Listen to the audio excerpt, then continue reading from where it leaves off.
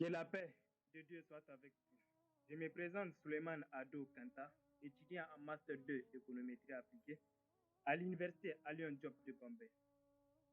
Aujourd'hui, j'ai le plaisir de vous expliquer les types de données en économétrie utilisées dans la pratique, à savoir les données en coupe instantanée, les données en série temporelle et les données des panels. Les données en coupe instantanée. On appelle données en coupe instantanée ou données transversales des données pour lesquelles on observe les unités statistiques à une date donnée. Dans ce type de données, on peut observer une seule variable ou plusieurs variables au même moment pour plusieurs pays. Voici un exemple d'une base de données en coupe instantanée.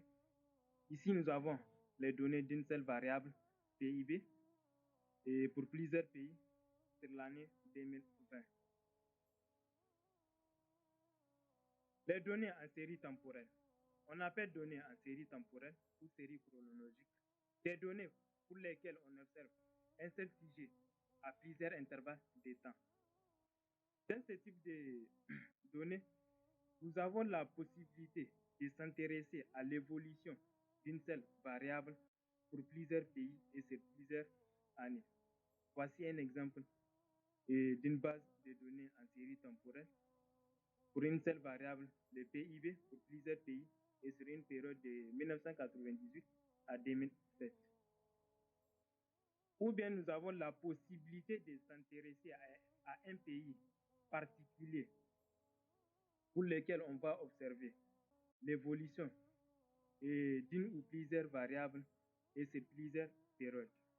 Voici un exemple des données du pays du Sénégal.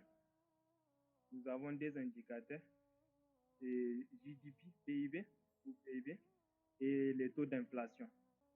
Ça sont les données du Sénégal. C'est la période de 2011 à 2021.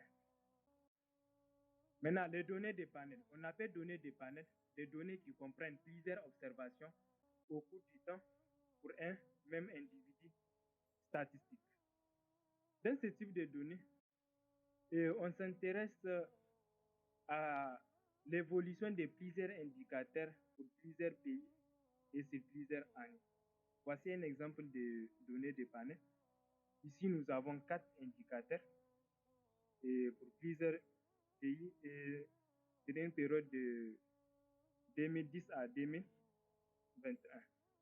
Ici, nous avons le PIB, l'ouverture commerciale, le taux d'inflation et l'investissement. C'est la fin de cette vidéo. Dans les prochaines vidéos, nous allons vous montrer comment construire ces différents types de bases. Et n'oubliez pas de vous abonner à notre chaîne pour ne manquer aucune de nos nouvelles vidéos. Je vous dis à très bientôt. Que Dieu vous bénisse.